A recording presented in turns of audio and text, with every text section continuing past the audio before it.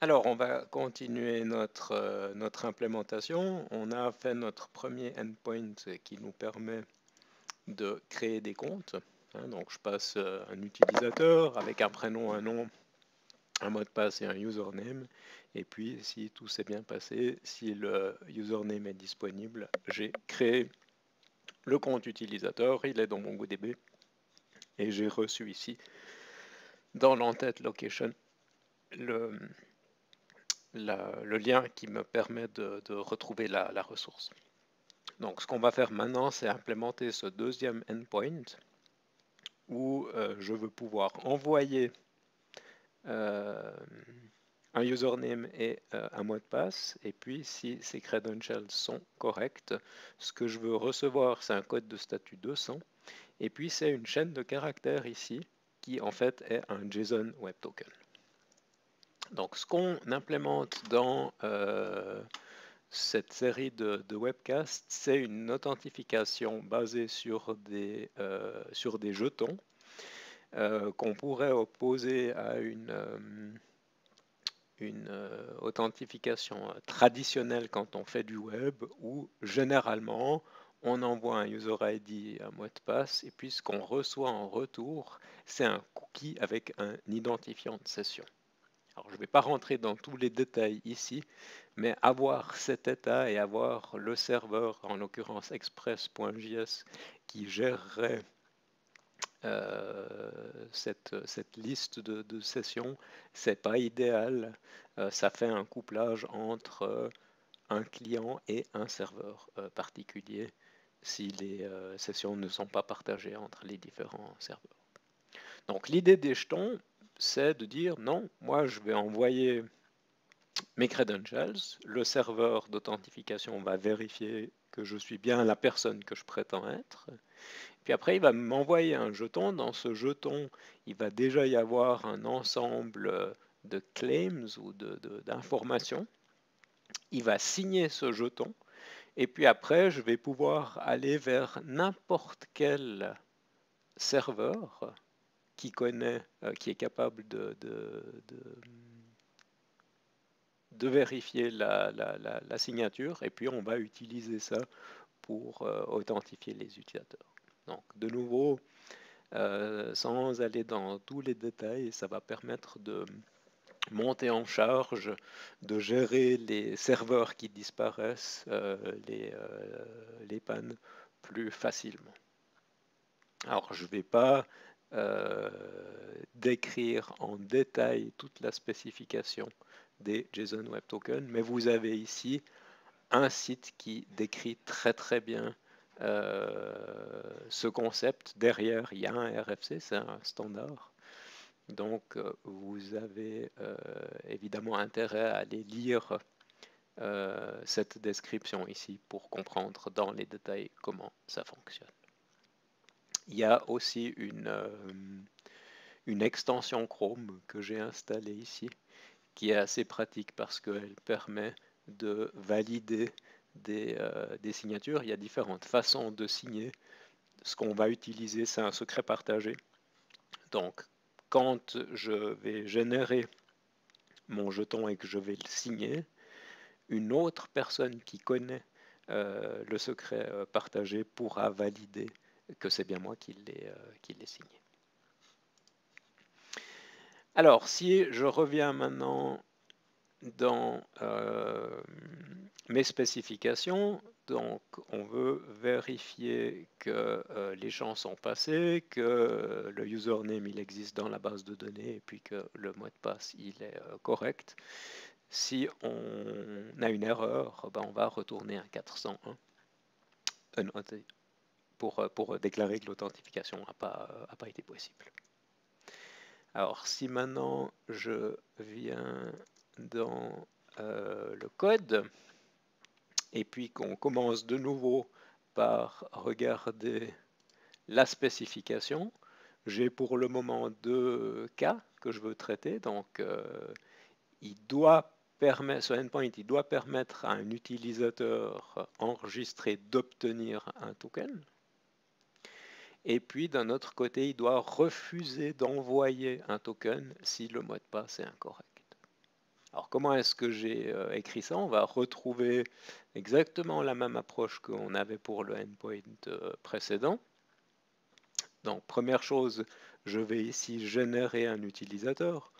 On voit ici, c'est pour cette raison que j'avais mis ce code dans le support, parce que ce register.generateUser, je l'utilise dans le test de ce endpoint, mais je l'avais déjà utilisé pour tester le endpoint register, donc ça permet d'éviter de dupliquer du code. Donc je génère l'utilisateur, ensuite je prépare un objet credentials que je vais utiliser pour le endpoint host. Là, j'enregistre l'utilisateur, de nouveau en utilisant le helper. Et puis, quand j'ai reçu la réponse de la création de compte, je retourne une promesse où là, je vais utiliser l'authentification. J'ai aussi fait un helper. Donc là, vous voyez que ce que j'expose, c'est une fonction hôte qui fait le post HTTP, qui set l'entête, qui envoie les credentials dans le body et puis qui renvoie propage la réponse qu'il a reçue. Donc j'utilise cette fonction ici dans mon test principal et puis tout à la fin, je vérifie que ma deuxième réponse HTTP, ça devrait être un 200 et puis que le body ne devrait pas être vide. Pour le moment, je ne fais pas de test plus sophistiqué. Tant que j'ai reçu quelque chose, je pars du principe que c'est un token.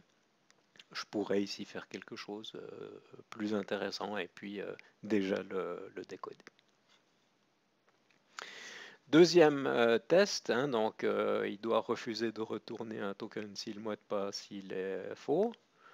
Là, j'ai généré un utilisateur. Pour être sûr de mon test, je ne vais pas utiliser la valeur qui a été spécifiée par cette fonction. Je l'écrase avec correct password. Comme ça, je peux après être sûr que j'envoie une autre valeur. Et puis là, je veux vérifier que j'ai reçu un 401. Donc ça fonctionne bien. Si maintenant je viens dans le code de mon API, donc le endpoint hôte, on voit que là aussi, j'ai juste besoin de traiter les requêtes post. Il n'y a pas de get, il n'y a pas de put, il n'y a pas de delete. Quand on fait un post, je vais extraire le username et le password. Si l'une ou l'autre de ces valeurs ne sont pas retournées, je réponds tout de suite avec un 401. Sinon, je vais ici utiliser une fonction de Mongoose sur mon modèle.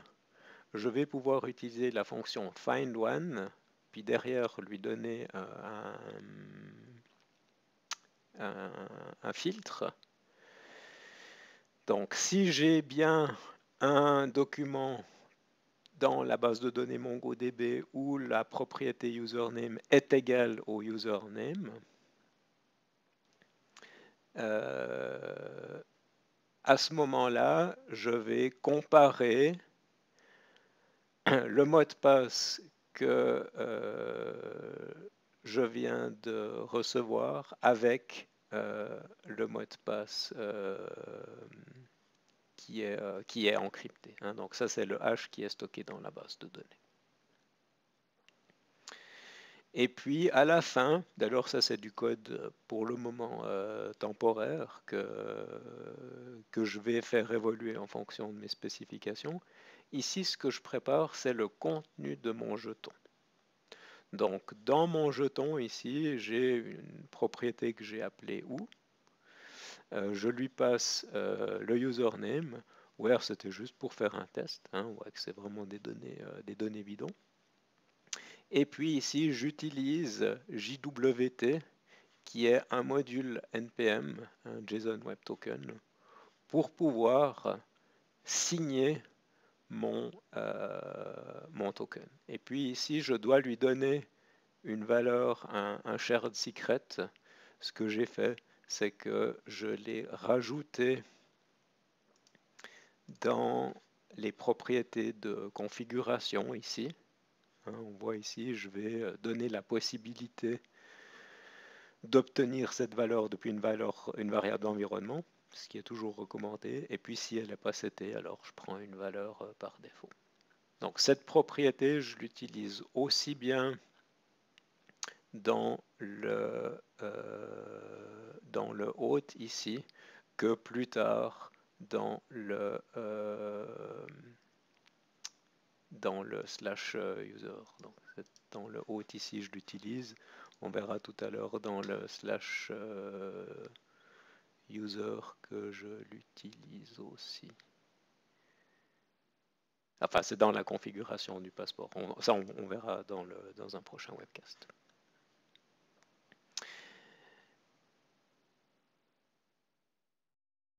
Et donc ici, je retourne mon jeton et je le retourne comme un payload JSON. Donc ça, c'est l'implémentation du endpoint auth. On voit que d'une part, on a l'extraction d'attributs du payload. Ensuite, j'utilise Mongoose pour faire un lookup dans la base de données. Je compare les deux mots de passe.